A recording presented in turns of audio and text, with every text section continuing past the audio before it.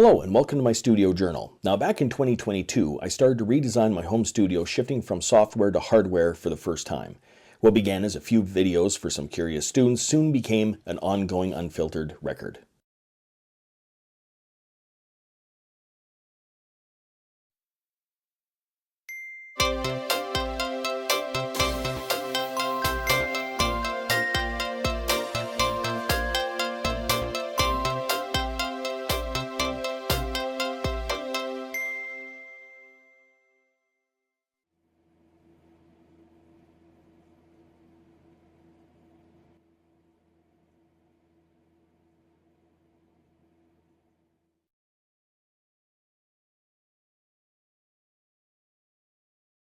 All right, so time again for one of the world's worst unboxing videos that we have. So this is the TransX by Applied Research and Technology. It's a transformer-based preamp. So we'll see if, like I said, if there's anything different here. So you have the manual, of course. You have, it looks like, I believe they call these an inline transformer. Pretty much looks like it, yeah. So we have a brick there, and we have the power cord here. And let's get rid of some of this stuff. It's a rather heavy unit for sure. There's no question about it. It's about as heavy as what the Pro channel is, with only, and it's only 1U. So let's see here. All right, so this is what the thing looks like. We have an output level meter here. We have a pad for the mic. We have impedance. We have, okay, that's interesting. These are, they click. They're not bad. They're a little wobbly, but they're pretty good. This one is notched a little bit. So we have anyhow our impedance, our low cut, and then we have our gain, and I believe our trim to adjust the volumes. We have 2 instrument jacks, and then it's just repeated again on this side.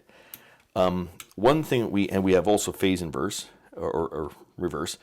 The one thing this doesn't have is stereo link, and I don't know if that particularly is going to make a difference or not in all that sort of thing. So what I'm trying to figure out is whether it looks like it's new, but it looks like it was put in a rack here. So maybe that's why. So anyhow, the point is, I have no idea what this is going to sound like. On the back you have a ground lift switch, right? You also have two balanced output jacks, and you have, I guess they're either like two balanced, they're either XLR or 1/4 inch, and it looks like you have input for like XLR inputs. This one does not have. Most of the units that I've been dealing with have a switch on the back that turns it from like consumer grade to pro grade. That doesn't have it on the back of this one, so I don't know if that's needed or not. Obviously not. But anyhow, so I guess the next step is to actually put this in the rack and see if it does anything.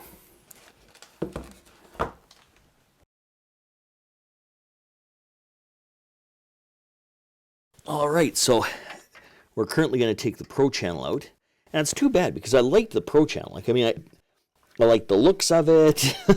I like the way, I did like the way it worked.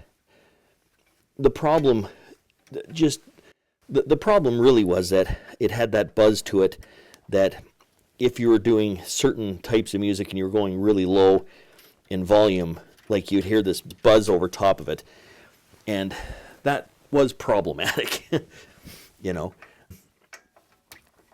This will be interesting. This thing's heavy. I'm not sure I'm going to get it out of here without making a mess. But we'll see what happens. Okay, that's out of there. All right. So that's good. That's good. Just one left. If I can grab this here so it doesn't fall. Just need to undo this screw, and then that's all fine and dandy. Whoop. And of course, if you're watching the build that I did on all this stuff, this wasn't like, obviously this rack I constructed myself just because I needed to have something. And it works well. I mean, it works well. But, let's see here. I think, if I'm not mistaken, it's still plugged in. Okay, there we go. So out comes the Pro channel, like that. And now we're going to throw in this other one, which is quite heavy. I don't know where I'm going to put it. I think I might, do I want to put it in the top slot or in the middle slot?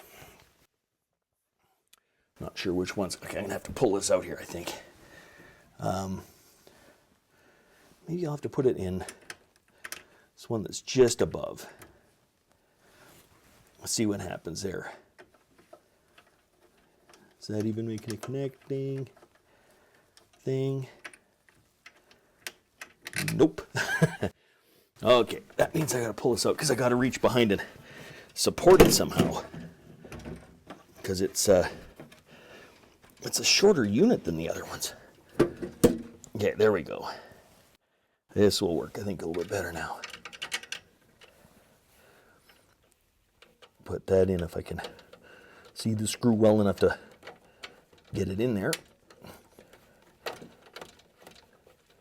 Oh, actually, problem I just realized. Yeah, of course that's not going to work. Because the other one's 2 U's wide, I need to have another cage nut for here yet. So, that will work. Okay, I'll be back and do that in a second. Okay, this works. This will work much better now. Shouldn't be any problems getting this thing in there. Something tells me this, like I said, it's brand new, but it was in a rack before, and the last time I got something brand new that was in a rack, I ended up having to take it back because it had a crazy buzz to it. So we'll see if that's the case here again, or whether this thing is actually all good. Putting it in the top rack certainly helps a little bit more, that's for sure. Makes it a little bit easier to do. Put this one in next.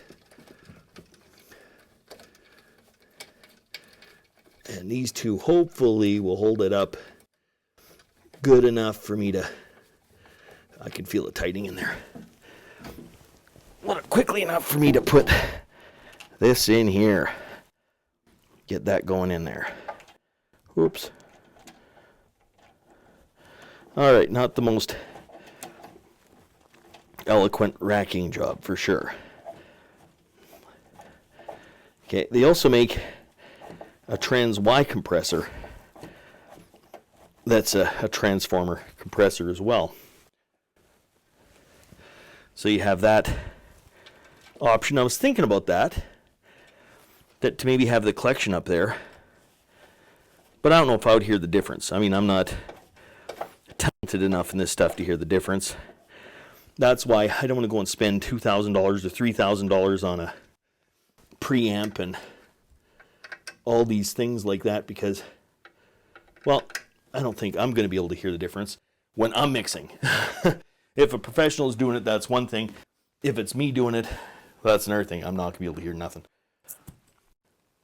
Okay, so that's what it looks like with the new Trans X in there. Now the thing is to get behind there, power it up. I have to disconnect the Pro MPA2 because I don't have enough. Well, I should see if I have enough cables. I don't know. We'll see what happens. Anyhow, on to the next step here.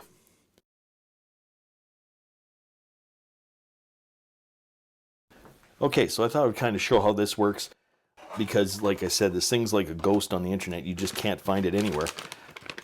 So this is the part right here.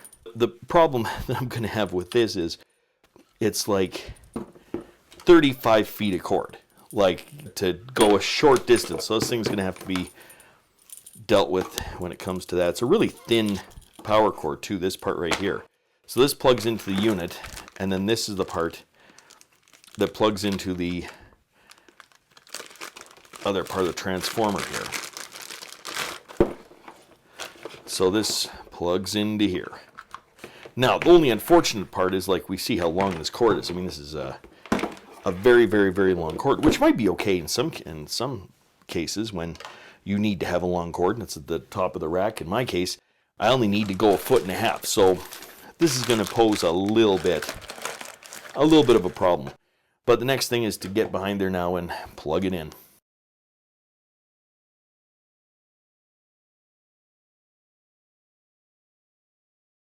If you'd like to follow the full journey, check out my online studio journal linked in the description. Until next time, I'm just a music teacher having fun. Catch you on the next one.